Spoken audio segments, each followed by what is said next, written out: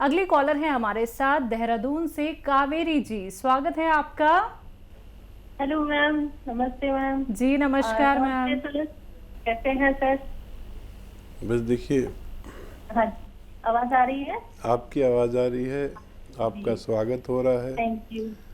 जी, सबसे पहले तो मैं यही कहना चाहूँगी कि सबको सुन के बहुत अच्छा लगता है, शैलजा मैम को, आपको, व्यूअर्स को, क्योंकि व्यूअर्स भी बहुत सरल सीधे, जैसे उनमें से एक सभी अच्छे हैं पर दयावती जी हैं।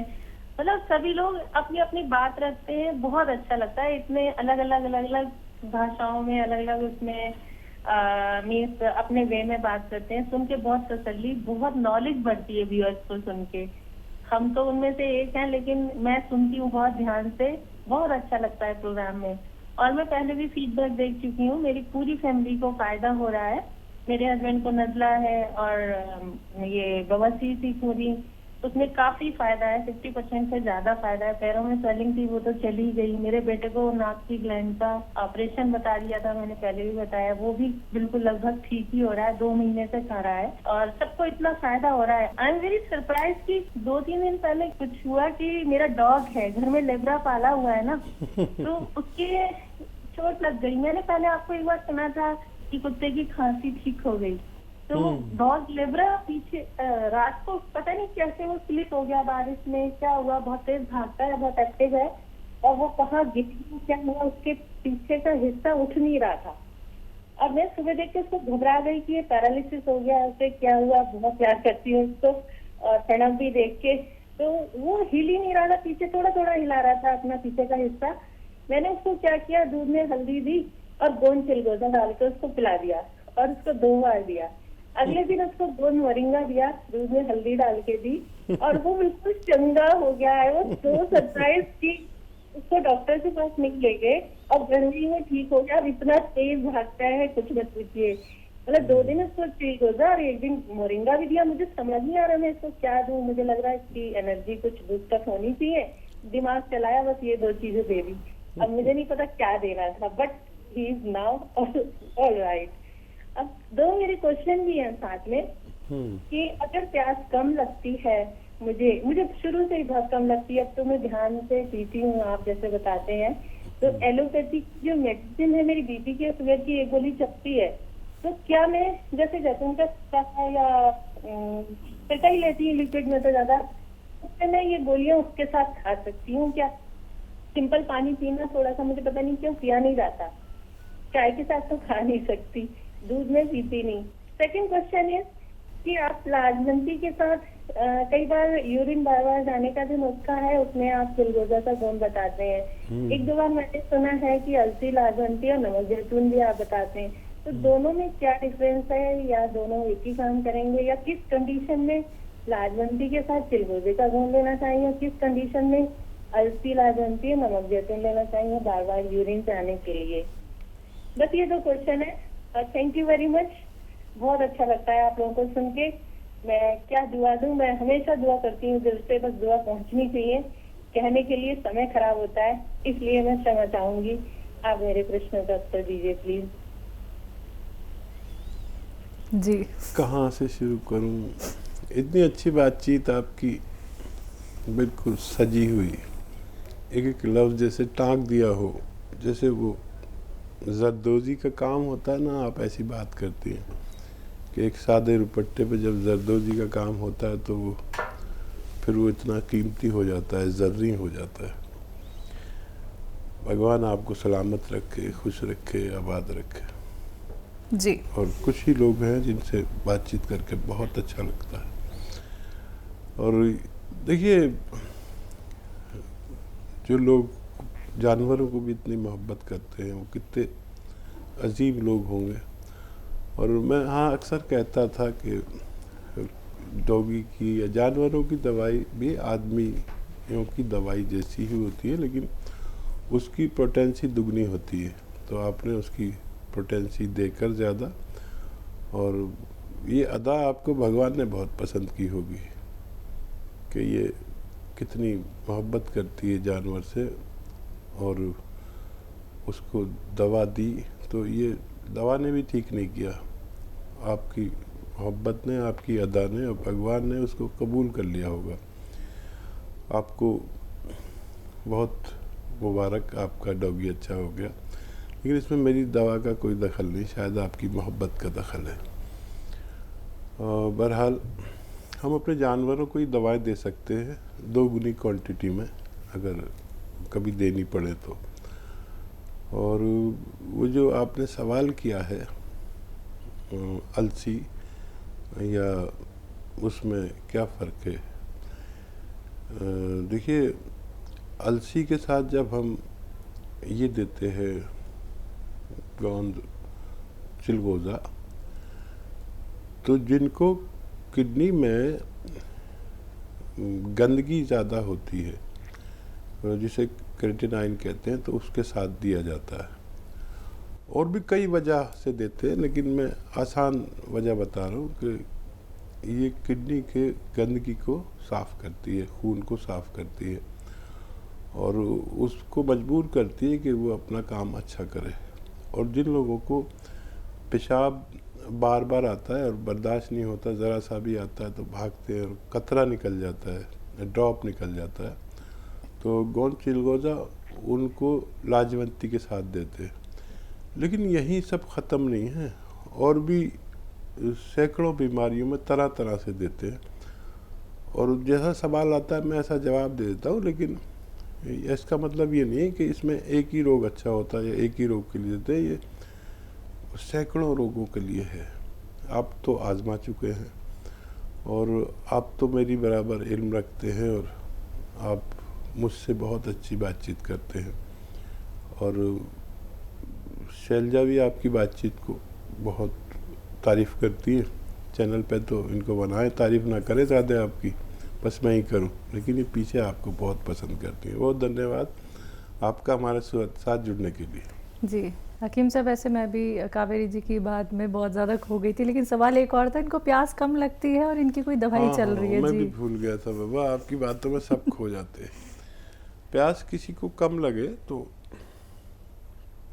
पान जो है ना, पान, ये तो पान खा लें, कत्था चूना मत लगाएं, चाहे ऐसी पान खा लिया करें। पान की जड़ मिलती है, पान की जड़ को मिलती है, उसे खुलंजान कहते हैं, खुलंजान, पान की जड़। तो वो थोड़ी सी मुंह में रख लें, या पान की डंडी जो होती है जिससे पान पकड़ते हैं ना, डंडी, वो मुंह में रख के चबा के खा लें, या एक लौंग खा लें तो खूब प्यास लगती है। या फिर ये गोंद चिलगोज़ा खा लें, उससे भी बहुत प्यास लगती है, खुश्क हो जाता है गला।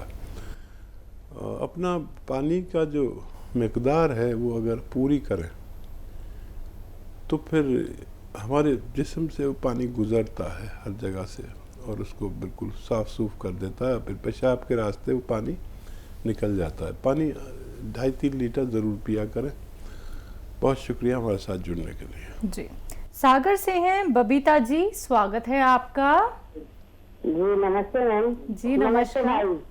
हाँ नमस्ते। जय हिंद, हाँ, जय हम हिंद। आपसे बात कर रहे हैं, वो पे बात कर चुके हैं 2 बार। हाँ हमारे 3-4 क्वेश्चन है भाई। जी क्या जी हम जो जैतून का नमक ले रहे हैं उससे तो हमें बहुत ज्यादा फायदा हो गया है उससे, और गोंद मोरिंगा भी खा रहे हैं, उससे भी फायदा है, हमारे चेहरे के भी मस्से से हट गए हैं। अब ये रहता है हमें कि हरारत बनी रहती है हमें, जब देखो 8-15 दिन में बुखार सा लगता है। और बहू को जो दवा दे रहे हैं उससे भी बहुत ज्यादा फायदा है। बहू से हम बहुत परेशान हो गए थे, कुएं में गिर गई थी, इतना ज्यादा तंग हो गए थे हम उसको। और उसकी दवाई जिंदगी भर कह रहे हैं डॉक्टर साहब चलने के लिए, तो कैसा करेंगे? अभी कितने दिन हुए हैं उनको दवा खाते हुए और क्या तकलीफ है? वो मानसिक रोग बताया था उनको, तो उनकी तो हम 2 साल से दवाई कर रहे थे, अंग्रेजी दवाई, लेकिन हमने जब से आपकी दवाई की है, जब से वो हमारे घर का काम वाम करने लगी है, फिर भी प्राय बहुत फर्क आ गया है।